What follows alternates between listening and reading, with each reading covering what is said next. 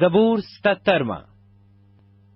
میں بلند آواز سے خدا کے حضور فریاد کروں گا، خدا ہی کے حضور بلند آواز سے، اور وہ میری طرف کان لگائے گا۔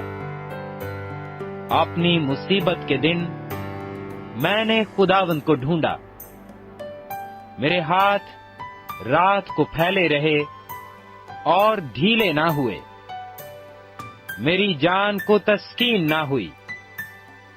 میں خدا کو یاد کرتا ہوں اور بے چین ہوں، میں واویلا کرتا ہوں اور میری جان نڈھال ہے۔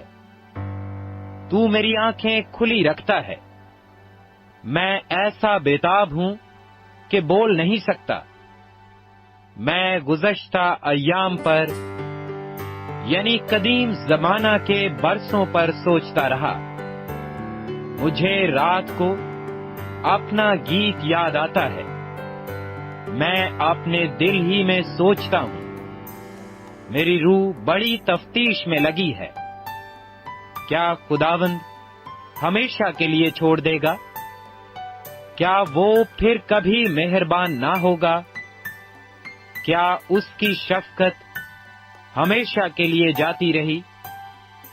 کیا اس کا وعدہ ابد تک باطل ہو گیا؟ کیا خدا کرم کرنا بھول گیا؟ کیا اس نے قہر سے اپنی رحمت روک لی؟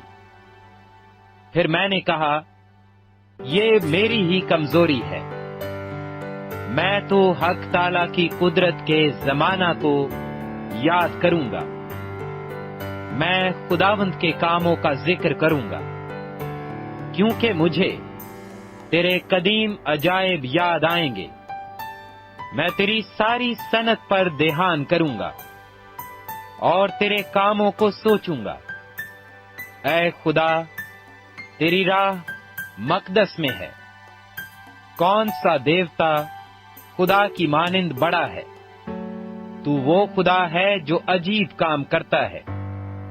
تو نے قوموں کے درمیان اپنی قدرت ظاہر کی، تو نے اپنے ہی بازو سے اپنی قوم بنی یعقوب اور بنی یوسف کو فدیہ دے کر چھڑایا ہے۔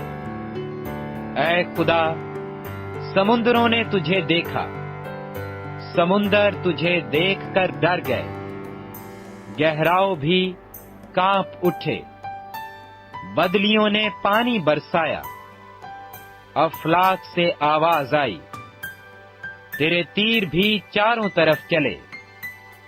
بھگولے میں تیرے رات کی آواز تھی، برق نے جہان کو روشن کر دیا، زمین لرزی اور کانپی۔